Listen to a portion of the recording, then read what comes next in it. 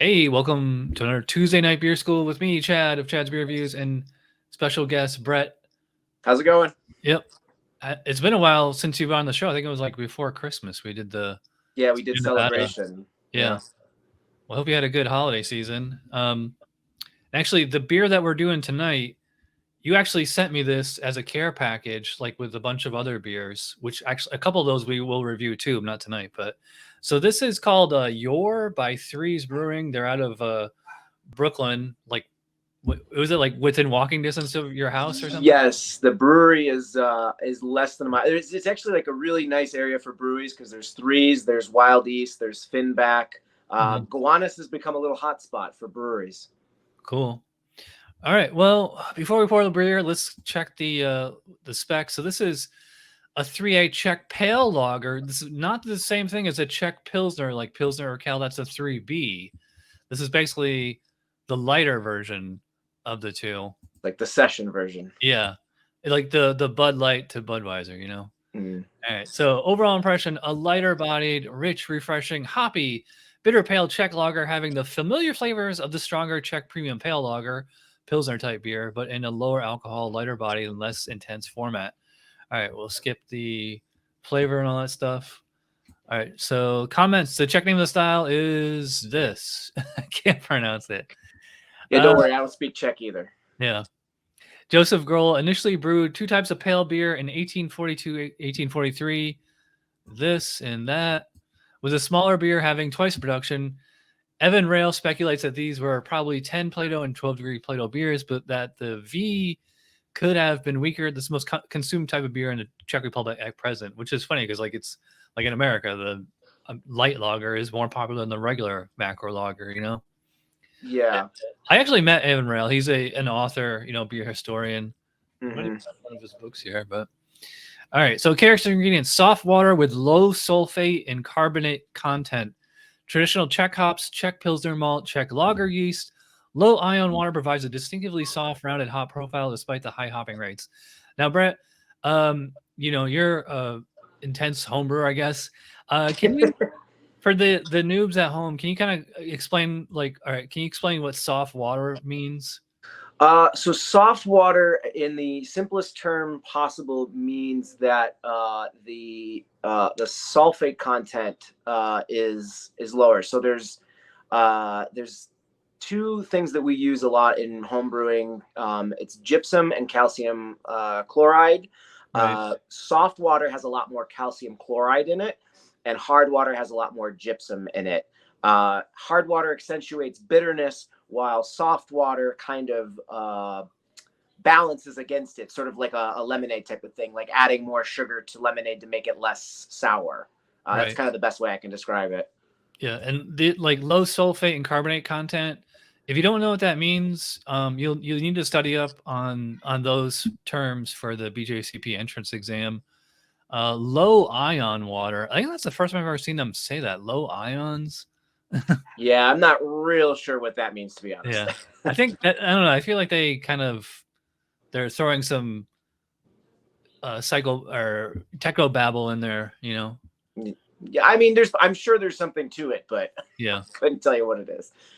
Style comparison: a lighter bodied, lower intensity, refreshing everyday version of Czech Premium Pale Lager, aka Czech Pilsner. So basically, yeah, they're very, very similar. And our vitals, so it's a low starting gravity and a fairly high finishing gravity, 1028, 1044. That's pretty low. 1008 to 1014 finishing. And the ABV is low. I mean, that is session 3 to 4.1. Yes. That's lighter than Bud Light. Yeah, I think Bud Light is like 4.2 or something like that. Yeah. I think Guinness is 4.2 or 4.1. Yeah. So 20 to 35 IBU. So, you know, fairly not IPA bitter, but, you know, much bitter than the average lager. 3 to 6 SRM. So pretty light colored beer. Speaking of which, all right. So I can't pronounce any of these commercial examples. That's right. They can read up here. All right. So when we're judging beer, first thing we always do is aroma. So let's give it a whiff here. I would call it quite Pilsner malty. Like when you go to a homebrew store and you have that grain out, you can like really put your nose in it. That's Yeah, it definitely smells like grain or like a little bit like hay. Yeah, and I would not call it toasted or caramel or anything like that. No, there's no roasted quality at all. It's very, very fresh. Maybe fresh isn't the right word because it is still kilned, but like it's not like you say, there's no caramelization notes. Yeah, I will say I get maybe a little bit of like black peppercorn, something in that earthy, spicy range. But I also get like the essence of like lemon peel or something. Yeah. I'm also getting maybe like a slight mineral note, and I don't know if that's coming from if that's just like if that's the hops or that's the water. Well, It's I mean, faint. if it's soft water, well, this is Brooklyn water, not Czech water, so Yeah. um, I mean, they're gonna, all breweries are gonna treat their water to try and make it kind of similar to yeah, the source water. yeah. I mean, it's a really good smelling, nice Pilsner type aroma. So Yeah, it smells without even tasting it. To me, I would say this smells light, refreshing. A good beer to have on a hot day. yeah, and it doesn't smell like corn or rice or anything like that either. No adjuncts at all. Yeah. All right, let's check the specs for aroma. Light to moderate bready-rich malt combined with light to moderate spicy or herbal hop bouquet. The balances between the malt and hops may vary. Faint hint of caramel is acceptable. Oh, that's interesting. I didn't know that. Light but never intrusive diacetyl and light fruity esters are optional. No sulfur. Well, I don't get sulfur, and I'm I not get picking no up diacetyl. sulfur. I definitely get no diacetyl. I mean, I guess you could argue that there is like ever so slightly a fruitiness to it, but I don't know if that's like estery fruitiness or just. Yeah, I mean, like I said, it has like the essence of lemon, so I mean, it could be. Yeah, there you go. Yeah, and they said no sulfur, so I mean, maybe that's well, it's a different smell than like mineral. Like sulfur is like That's gunpowder. more like eggs. I've definitely Yeah, smelled sulfur in lagers, and like it sounds like a terrible thing, but in certain lagers, in very small quantities, it's not off-putting. yeah. All right, so score for this one, I think this is about a 9 to 10. I don't think I could go higher than 10 out of 12. What are you thinking? Yeah, I would tend to agree with that. It's pretty high. Yeah, I think I would go 9. I think that sounds right. Yeah, I'll go 9 too. If I gotta bump it, I wouldn't have a problem with that. All right, so appearance. I'm not sure how good but I mean it's a little bit darker than a Bud Light. It's not quite straw. I would call it straight up gold. It's got a Mm-hmm. little bit of a haze to it. Yes, it is not perfectly clear. It's pretty clear, but it's not perfectly clear. Yeah, you can see the carbonation bubbles on the camera. Mm. And I did get a nice, 3 finger foam when I poured it. So Yeah. I mean, had about, well, not quite 2, but more than a finger of foam when I poured it. yeah. I mean, I wouldn't call this brilliant clarity, but I mean, it's more clear than not. But it's not crystal clear. Yeah. That's still a good looking Pilsner. Oh yeah, absolutely. Yeah. All right. So let's check the specs on appearance. Light yellow to deep gold. That's interesting. Brilliant to very clear with a long lasting creamy white head. All right. So I wouldn't say it's in that range at all. To me, it's like, I mean, it's definitely a little cloudy. Yeah. I mean, Otherwise, it says brilliant. I mean, again, what's the difference between brilliant and very clear? I thought to me those mean the same thing, but if anything, brilliant is more clear. But I don't know. yeah. I think it's brilliant is like where it's like almost shining. Yeah. It's No, so it's definitely slightly hazy. So I don't think it necessarily fits that. Yeah, I'm gonna penalize it. I'm gonna give it a 2 instead of a 3. I'm okay with that. All right. Well, we get to the best part here, flavor. Let's dive in. Cheers. Cheers.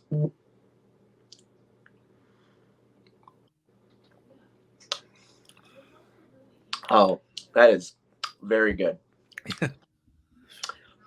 It tastes very much like it smells. It has that like you said, like putting your nose in the grain bag. Like it tastes like as a home brewer, I mean, I don't know, most people have ever done this, but if you've ever taken malt and put it in your mouth and chewed on it, that's kind of what this is like. Yeah, I love that. I love that flavor. You tend to get a lot in German lagers.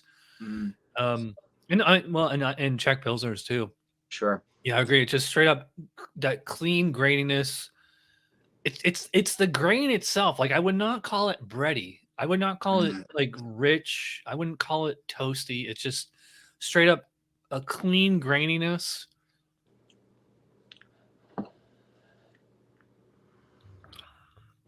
And then it finishes with a definitely perceptible but not super strong hoppiness. Yeah, if I had to guess, I mean, it's cheating a little bit because I know it's Czech, but it's probably 𝗏𝗏, but it does have that sort of spicy peppercorn note that 𝗏𝗏 has. Yeah. But it is subtle. It's a subtle hop character. Yeah, and I think that's probably what the style should be, because this is meant to be the more sessionable beer. Right. Yeah. You don't want that lingering bitter aftertaste. You wouldn't go. It's not like session IPA, where the hops linger. Yeah. No, this is what, I mean, we're never going to change the culture, but this is what light beer should be. Yeah, I agree with that. This is the beer you can give your aunt who only drinks Mick Ultra or something, and she might actually like it. I would definitely call this refreshing, even though that's not really something you judge on, but like that light, it's like a funny paradox how it's like a light palate, but it still has legit authentic flavor to it, Right. Yeah, for being a beer that's less than 4% alcohol, it really packs a lot of punch into that very low alcohol. This is 3.9. Yeah, I'm not sure the IBUs. I think if I had not known the ABV on this beer, I probably would have guessed a little higher. I don't think I would have guessed 5%, but I probably would have guessed 4.5. Yeah, it's a sessionable beer for sure. I mean, it's kind of a simple palate, but it's a tasty one. So I mean, it's just a clean, grainy malt, a little bit of spicy hops towards the back, pretty neutral aftertaste. Because hops don't linger here like the way that they might on. No, the hops don't linger for me. I would say that the graininess lingers a little bit. Like even as I'm sitting here and I breathe out, I can still taste a little bit of that grainy hay type character. Would you say, I wouldn't call this a sweet beer? It's got a tiny little bit of sweetness to it. I mean, you're gonna get like almost like a cereal kind of flavor off of it, but cereal is accurate, but I think you're right. It's not. I definitely would not use sweet as a descriptor for this beer. It is definitely a dry beer. All right, well, let's check the specs for flavor. Medium low to medium bready-rich malt flavor with a rounded hoppy finish. It's funny, it says bready-rich, and we were both saying grainy. With a rounded hoppy finish. Yeah, I agree with that. Rounded is kind of a vague term, or I don't really know what rounded means. I think it just means like balanced or something, maybe like where it's, or like not harsh, not like a bite. Low to medium high spicy or herbal hop flavor. I agree. I'd probably put it medium spicy. I wouldn't go any higher than medium on the spicy hop flavor, but it's there. Bitterness is prominent but never harsh. That's exactly what my point was, is like it's got bitterness, but it's not, the hops aren't lingering and drying you out or anything. Flavorful and refreshing. That's funny. I said they don't talk about refreshing. Low diacetyl or fruity ester is optional, but should never be overbearing. I don't get diacetyl on here at all. No, there's definitely no diacetyl. Score sheet back. All right, so that scored pretty well, although the only hang up was that it said bready rich, and we both made a point of saying like it's not really bready. Because when I think bready, I think like a Bach, like, or like, Rogue Dead Guy Ale. Something like that. It's hard to get bread out of something this light. To me, it's like more grain. Maybe it's just like a difference of opinion on what bready means, because it feels like for the most part this ticks all the boxes. So maybe maybe that grainy quality that we're describing is what they mean by that. I don't know. I'm thinking 17 on flavor. What are you thinking? It's out of 20. Yeah. I might even go 18. Okay. I'm gonna put 7. Whoops. I'm gonna put 17 for now, and I wouldn't have any problem bumping that. I wouldn't have any problem bumping the aroma either. Mouthfeel. Obviously it's a pretty light beer, 3.9, but it's not like paper thin like Bud Light. I mean, I'd probably call it like medium light, maybe straight up light bodied, and medium high carbonation. It doesn't strike me as being like champagne effervescence. No, and I'd say I think like, but you drink Bud, maybe even like, medium. Like you wouldn't if you were to drink this with food, you wouldn't completely lose everything like you would if you were drinking an American adjunct light lager. You know, so there is it's got some body to it. Yeah. So I'd probably call it like medium light body, medium, maybe medium high carbonation, but I would not go higher than that on the CO2. Really? No, it's not. It's not anywhere close to being as carbonated as like a Bud Light. Yeah. Mouthfeel, medium light to medium body, moderate carbonation. All right. Right there, 100%. Yeah.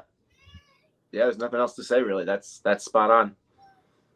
Yeah. So, whoops. I would go the full 5 out of 5 on mouthfeel. I wish they would have a little bit more detail, though. You know. Yeah, I mean, based on that information, I don't know. That's exactly this. Yeah. Overall impression, I think this is an 8 or a 9. I don't think it's a perfect 10, but. Yeah, maybe not. But this is a damn good beer. I'd be willing to go as high as 9. 9. I'm gonna say 8. All right. So total score is. That's a 41. And I think like you are probably closer to 43, 44. So I mean, I think 41 is fair.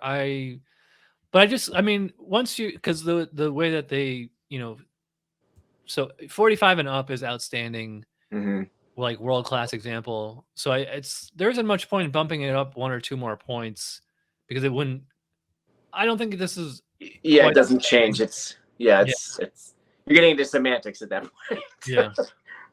I don't know if I would check the box for classic, but it's really close. Flawless. Yeah, I'd probably call it flawless, and it actually is pretty wonderful for what it is, Yeah, I mean, I could drink a lot of this. Yeah, I mean, I could see another judge probably going as low as like 35, depending on how much of a stickler they are. But I'm usually a fairly generous judge, unless something is just like god awful. All right, so I guess that about wraps it up. If you watched all the way in, you're awesome, and we'll see you next week for another class. All right, thanks for watching. Bye. Cheers. Cheers.